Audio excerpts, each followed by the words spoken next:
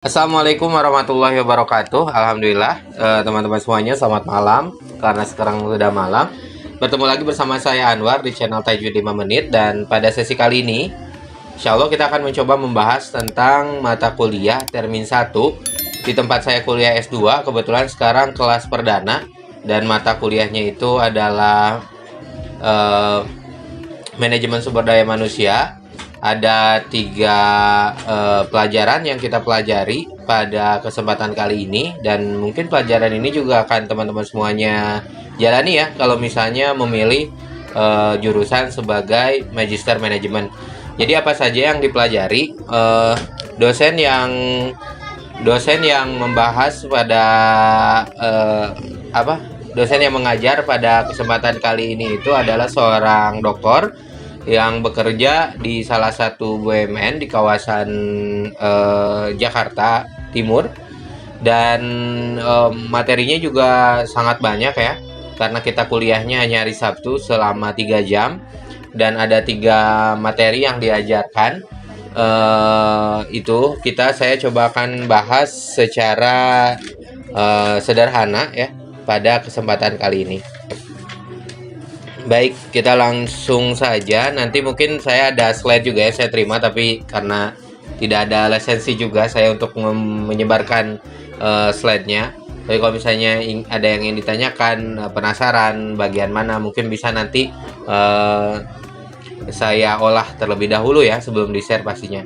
Jadi yang pertama itu perkenalan dulu seperti biasa. Jadi kalau dosen masuk kelas perkenalan, kita juga perkenalan, baik itu pengalamannya, lalu bekerja di mana, beliau sudah bekerja selama 30 tahun sebagai manajer sumber daya manusia di beberapa perusahaan ya, dari mulai multinasional company, di pertambangan, di berbagai bidang ya, dari mulai pertambangan, perminyakan, sampai akhirnya bekerja di salah satu BUMN di bagian di bidang konstruksi.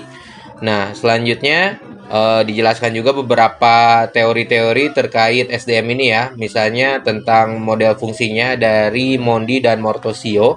Lalu ada juga tentang beberapa penjelasan tentang role HRM dari Torrington dan beberapa teori-teori HRM berdasarkan teori dari Harvard dan juga dari DeCenzo dan Robbins. Setelah saya coba searching buku-buku dari para tokoh tersebut, itu memang judulnya kebanyakan 2 buku sebenarnya yang saya cek itu berjudul Human Resource Management ya. Jadi apa saja sih yang diterangkan ya, pada umumnya fungsi-fungsi yang dijelaskan, dan kita juga bisa sebagai orang Indonesia ya mengacu pada undang-undang pemerintah Republik Indonesia, yaitu undang-undang yang dikeluarkan oleh Menteri Tenaga Kerja tahun 2020, sehingga saya nomor 172 ya. Mohon maaf kalau misalnya salah. Kebetulan saya tidak mencatat di sini. Dan di ketika menit ke 30 juga disampaikan bahwa memang sebagai HR itu kita harus terbiasa dengan beberapa undang-undang yang berlaku di Indonesia ya. Seminimal itu ya 7 undang-undang.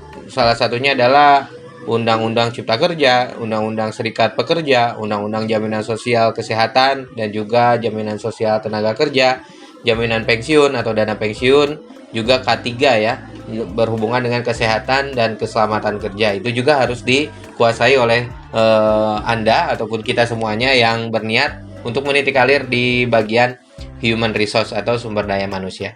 Selanjutnya di menit 37 juga dijelaskan tentang beberapa hal-hal terkait dengan serikat pekerja. Ini juga tidak dipungkiri ya, memang seorang HR itu atau seorang manajer HRD itu harus memahami tentang kebutuhan pekerja ataupun juga memiliki beberapa hal yang harus dirundingkan dengan serikat pekerja. Karena memang mencakup banyak hal, termasuk fungsi-fungsinya itu ada sebuah bagan, mungkin nanti bisa saya share di sini. Itu HR itu ya fungsinya dari mulai merekrut itu kan manis, tapi kalau misalnya nanti pas PHK termination itu juga kan meskipun berat, itu memang harus dihadapi oleh sebagai HR sebagai segi dari profesionalitas. Nanti ya, ya nanti ya. Oke, di menit ke-43 dijelaskan juga tentang tata cara mengenai analisa kerja. Nah, ini. Apa, Bir? Nanya apa? Apa pagi kerja apa? Oh iya, pakai helm. Lucu banget helm bulu. Oh iya, topi bulu. Iya, lucu banget ih. Ganteng.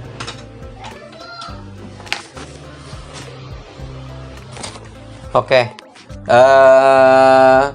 Setelah tadi kita belajar tentang teori-teori dari HR, apa saja skupnya HR, fungsinya HR, dan juga beberapa hal yang terkait dengan SDM, sumber daya manusia, manajemen sumber daya manusia.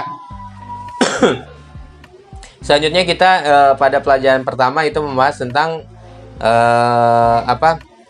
menyusun uraian jabatan. Ini juga mata kuliah yang disusun itu berdasarkan undang-undang dari Kemenaker tadi ya. Nanti mungkin nomor berapa undang-undangnya, linknya juga ada tadi di JDIH, saya bisa cantumkan di sini. Dan di sana dijelaskan bahwa untuk menyusun uraian jabatan ini bisa dimulai dengan analisa kerja. Nah, yang pertama itu adalah job analysis atau analisa kerja, yang nanti outputnya salah satunya adalah membuat job description dan juga job specification. Nah, untuk membuat analisa ini kita terdapat beberapa metode ataupun skema-skema sehingga kita bisa tahu pengalaman yang dibutuhkan berapa lama. Nah, itu semuanya bisa dilakukan, metode-metodenya itu, analisanya itu dengan observasi, lalu dengan wawancara, kuesioner, membuat checklist dan sebagainya. Itu bisa dilakukan salah satu metode analisanya ya. Dan selanjutnya di menit yang ke-50 dijelaskan juga bahwa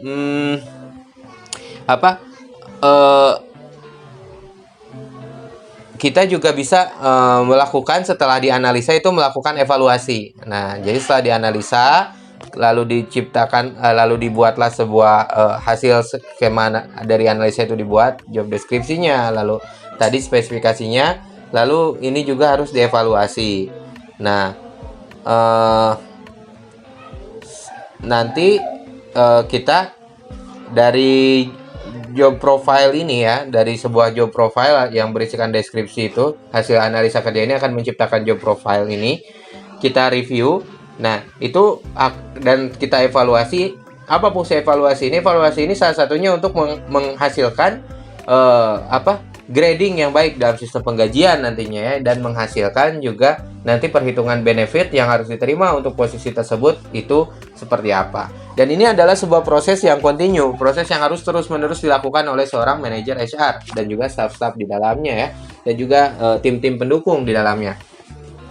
Ini oleh karena itu kita sebagai karyawan itu harus senantiasa memastikan apakah pekerjaan kita ini masih sesuai sama job desk kita ketika masuk. Karena yang namanya deskripsi pekerjaan ini seringkali ini ya berubah-ubah. Bisa per 6 bulan, bisa per 3 bulan, bisa per tahun gitu. Dan pastikan bahwa job desk kita ini sudah udah terupdate juga di HRD, sehingga bisa menghasilkan bobot ataupun juga grading kepada skala gaji kita itu sesuai gitu ya dengan standar perusahaan. Nah, ini bisa jadi bargaining kita sebagai karyawan untuk bisa berdiskusi dengan pihak HRD jika diperlukan. Nah, jangan lupa bahwa untuk menciptakan job profile ini ada beberapa tindakan yang sifatnya selain tadi namanya job analysis ini down to top. Jadi emang kita mengecek dulu dari karyawan yang sekarang bekerja itu seperti apa, kita analisa dulu. Juga bisa top to down, yaitu dengan adanya job design. Jadi bisa kita meminta misalnya dari konsultan ataupun juga dari bos kita ataupun dari para owner, CEO gitu, COO gitu, untuk menanyakan seperti apa job design yang diinginkan. Ini juga bisa jadi dasar dari pembuatan job profile ini. Dan jangan lupa job profile ini harus dilakukan juga RASCI namanya. Jadi RASCI ini sebuah singkatan dari responsible, accountable, support, consulted, dan informed. Dan ini dibuat diagram ya. Ada banyak diagram yang ada di internet juga. Teman-teman semuanya bisa mencari dengan kata kunci RASCI ini. Oke. Kita inputnya semua itu. Nah, itu adalah job profile tadi ya. Ya, kalau misalnya kita sudah melakukan analisa kerja dengan baik dan memang sudah banyak sekali format-formatnya. Kalau misalnya kita menemukan nih dari Jobstreet gitu ya, atau dari LinkedIn, beberapa job profile, di dalamnya ada job specification, ada juga job description. Nah, ini hasil perjalanan panjang sebenarnya dari sebuah job analisa tadi. Oke, selanjutnya kita masuk ke mata kuliah yang kedua, yaitu tentang workload analysis atau tentang analisa beban kerja. Nah, setelah kita tahu pekerjaannya, spesifikasinya seperti apa, tadi juga dengan job profile ini seperti apa, saatnya kita menganalisa beban kerjanya ini seperti apa.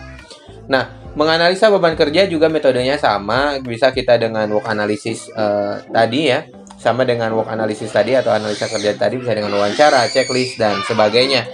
Lalu ini fungsinya itu supaya kita bisa memastikan bahwa perusahaan kita itu tidak kehilangan waktu atau lost hour atau bisa juga over hour. Nah, seperti itu ya teman-teman semuanya.